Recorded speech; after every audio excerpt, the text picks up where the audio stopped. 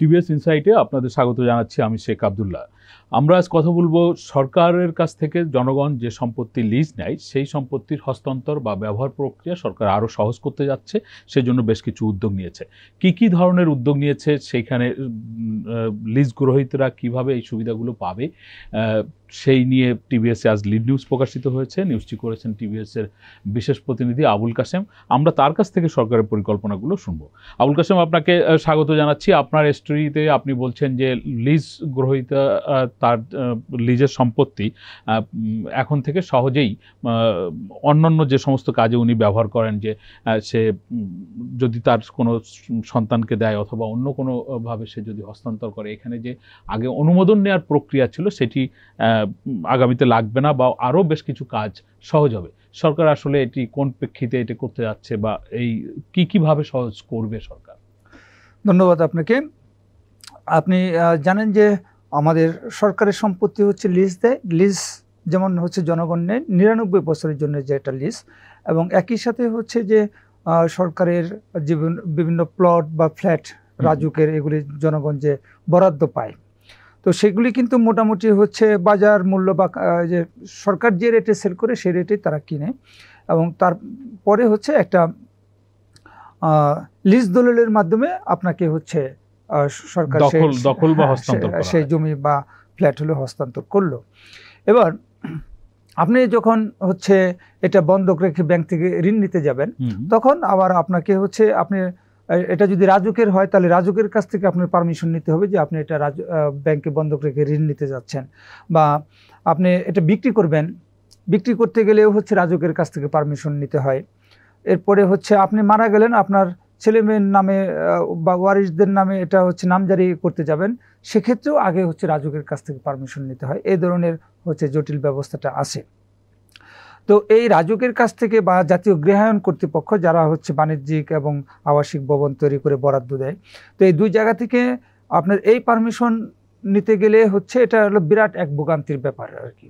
এবং আপনি জানেন যে বাংলাদেশে সবচেয়ে বেশি দুর্নীতিগ্রস্ত বিভিন্ন প্রতিষ্ঠানের মধ্যে এই রাজুকের নাম সবার আগে চলে আসে, এবং সেখানে হচ্ছে বিরাট ধরনের হয়রানি তো আসে, টেবিলে ঘুরতে হয় দীর্ঘদিন, নানান রকমের কাগজপত্র চায়, এবং ফাইনালি হচ্ছে যে আন্ডার হ্যান্ড ডিলিংস বা যেটাকে আমরা ঘুষ বলি, মোটা অঙ্কের ঘুষ না দিলে আসলে অনেক দিন ঘুরতে হয় এই অনুমোদনগুলি পাওয়ার জন্য।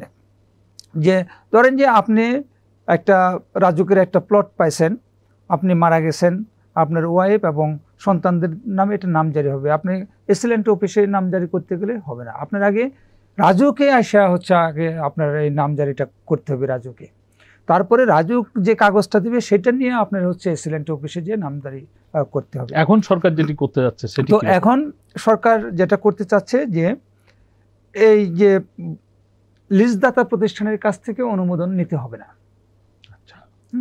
এবং লিজদাতা প্রতিষ্ঠানের যখন অনুমোদনের জন্য আপনি যাইতেন তখন হচ্ছে আপনাকে একটা সরকারি ফি আছে, সেই ফিটা দিতে হয়।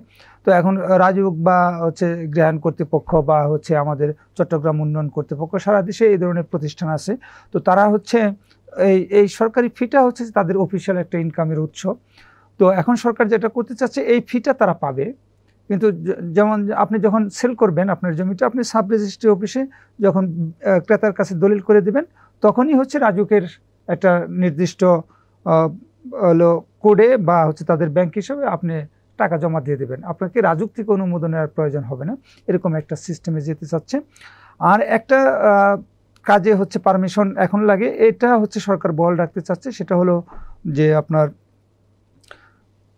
যদি হচ্ছে আপনি প্লট চেঞ্জ করেন, মানে আপনি একটা প্লট পাইছেন, যদি এই প্লটটা আপনি পাশের আরেকটা প্লটের সাথে একীভূত করতে চান, বা হলো 3টা প্লট মিলে একটা বিল্ডিং করতে চান, সেক্ষেত্রে বা হচ্ছে রাজুক তো একটা মাস্টার প্ল্যানের ভিত্তিতে একটা প্রজেক্ট নেয়, তো যদি ওই মাস্টার প্ল্যানটা হচ্ছে আপনার কাজের কারণে চেঞ্জ হয়ে যায়, তাহলে হচ্ছে পারমিশন নেওয়ার যে বিধানটা আছে সেটা শুধু থাকবে, বাকিগুলি আর থাকবে না। যদি আমরা দেখি অনেকে তাদের আবাসিক প্লটকে বাণিজ্যিক প্লটে রূপান্তর করে, এরকম যদি করতে চায় কেউ, তাহলে সেক্ষেত্রে কি অনুমোদন নিতে হবে? না, আবাসিক প্লটকে বাণিজ্যিক প্লটে রূপান্তর করতে হলে অনুমোদন নিতে হবে, কারণ এটা হচ্ছে মাস্টার প্ল্যানের একটা পরিবর্তন বা বিকৃতি, সেটা লাগবে। এখানে আরেকটু আমি বলে রাখি যে এই যে সরকারের এই নিয়মের কারণে অনেক প্রাইভেট ডেভেলপার কোম্পানি তারাও কিন্তু একই ধরনের একটা সিস্টেম তারা চালু করে ফেলছে, যে আপনি যদি একটা ডেভেলপার কোম্পানি থেকে একটা ফ্ল্যাট বা প্লট নেন, পরে যখন আপনি ওটা বিক্রি করতে যাবেন তখন ওই কোম্পানির কাছ থেকে আবার আপনাকে পারমিশন নেওয়ার এই সিস্টেম, যেহেতু সরকারের এরকম একটা সিস্টেম আছে, এবং তখন হচ্ছে আপনি ওই ডেভেলপার কোম্পানিতে যখন যাবেন তারা হচ্ছে আপনাকে অনুমোদন দেবে না, সেখানেও আপনাকে হচ্ছে ঘুষ টুস টাকা পয়সা দিয়ে হচ্ছে এই অনুমোদন নিতে হয়। ফলে সরকার চাচ্ছে যে সরকারের সিস্টেম চেঞ্জ হবে, এবং এর পাশাপাশি হচ্ছে যে বেসরকারি সেক্টরে যে এই ধরনের একটা অবৈধ সিস্টেম গড়ে উঠছে সেটাকেও তারা বন্ধ করবে। আপনি যদি বেসরকারি খাতের এই সিস্টেমকে অবৈধ বলেন, তাহলে সরকারের মনিটরিংও তো এখানে লাগবে। সেই রকমের মনিটরিং করার উপায়গুলো কি হবে তাহলে তখন? না, সরকার এখন তো অবৈধ না, এখন যেহেতু সরকার তার নিজস্ব আইন অনুযায়ী সরকারি প্রতিষ্ঠানগুলি করছে, সুতরাং এখন অবৈধ না। যখন এই আইনটা সংশোধন হয়ে যাবে তখন তো এগুলি হচ্ছে অবৈধ হয়ে যাবে আর কি।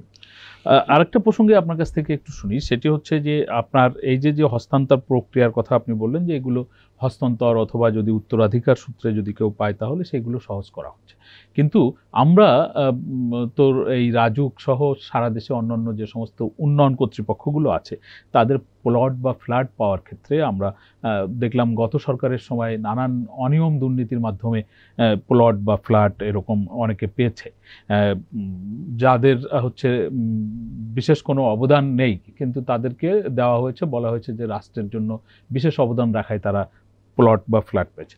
এইসব ক্ষেত্রে কি রাজুকের কোনো সংস্কার উদ্যোগ আছে, আপনি জানেন কিছু? দেখেন যে এখানে আমরা যতটা জানি যে বর্তমান অন্তর্বর্তীকালীন সরকার আসার পরে রাজুক থেকে কারা কারা ফ্ল্যাট বা প্লট পেয়েছে এগুলোর একটা লিস্ট তৈরি করেছিল। তো সেখানে এই লিস্ট তৈরির উদ্যোগ থেকে আমাদের একটা ধারণা ছিল যে এখানে হয়তো তারা কিছুটা হচ্ছে রিভিউ করতে পারে, যে যারা হচ্ছে আসলে পাওয়ার যোগ্য না বা অবৈধভাবে নিছে, হ্যাঁ, বা হচ্ছে যিনি যে কাজের জন্য যোগ্য তাকে অন্য কাজের যোগ্যতা হিসেবে দেওয়া হয়েছে, তো সেগুলি হয়তো সরকার বাতিল করতে পারে, এরকম একটা ধারণা ছিল, কিন্তু এখন পর্যন্ত সেরকম কোনো উদ্যোগ নেয়নি।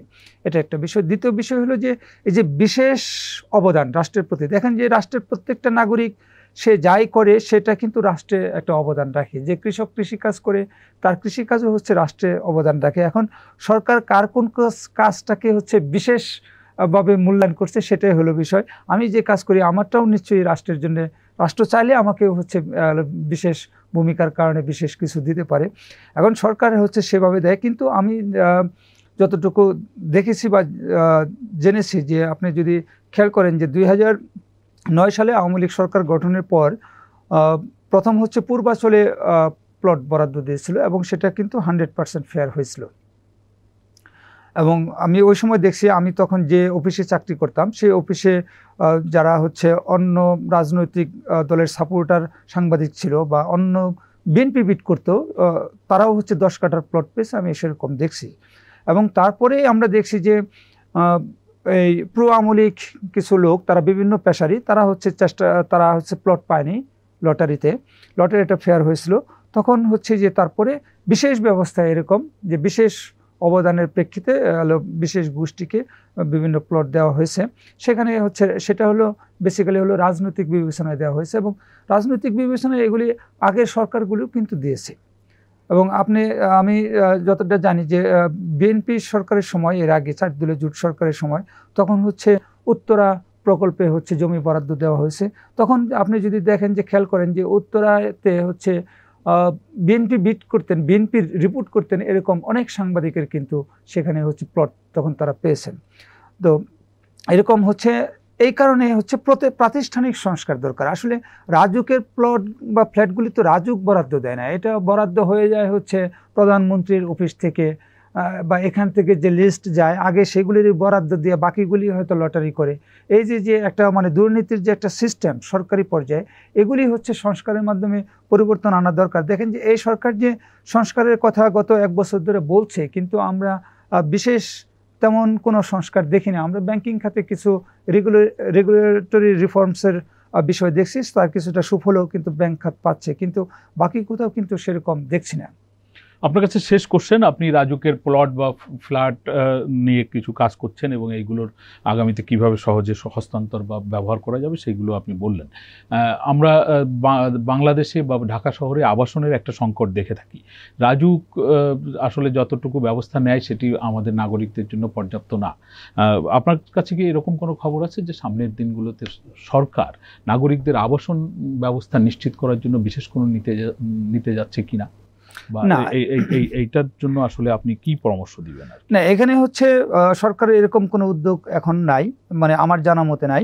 আপনি দেখেন যে ঢাকার আশপাশে আসলে জমি কই, রাজুক হচ্ছে ঝিলমিল পর্যন্ত চলে গেছে আর কি, মানে সেই পদ্মা পর্যন্ত চলে গেছে, এবং এদিকে হচ্ছে নারায়ণগঞ্জ পর্যন্ত হচ্ছে প্রাইভেট কোম্পানিগুলি। আপনি যদি হচ্ছে সাভার আশুলিয়ার দিকে দেখেন, আশুলিয়ায় যমুনা গ্রুপের একটা প্রজেক্ট ছিল, সেটা হচ্ছে বন্ধ অবস্থায় আছে, বা সরকারের বা কোর্টের কোনো নিষেধাজ্ঞা হয়তো আছে। সাভারের ওইদিকেও হচ্ছে 2টা প্রকল্পের এরকম নিষেধাজ্ঞা আছে। আসলে ঢাকায় যে হচ্ছে আবাসনের যে সংকট, এটা দূর করতে হলে যে আমাদের প্রশাসনিক বিকেন্দ্রীকরণ দরকার। মেন কথা হচ্ছে প্রশাসনিক বিকেন্দ্রীকরণ দরকার, এবং হচ্ছে ঢাকার বাইরে ইন্ডাস্ট্রি স্থাপনে হচ্ছে সরকার বিভিন্ন সময় বাজেটে সহযোগিতা ঘোষণা করছে, কিন্তু সেটা কোনো কাজে লাগে নাই। তারপরে হলো অ্যাডমিনিস্ট্রেটিভ যে একটা রিঅ্যালোকেশন দরকার। আপনার সারা দেশের মানুষের মামলার হচ্ছে আপিল করতে সুপ্রিম কোর্টে ঢাকায় আসা লাগে, সারা দেশের রুগীর হচ্ছে ঢাকায় আসা লাগে, সারা দেশের হচ্ছে বাচ্চাদের পড়াশোনা করাইতে হলে ঢাকায় আসা লাগে।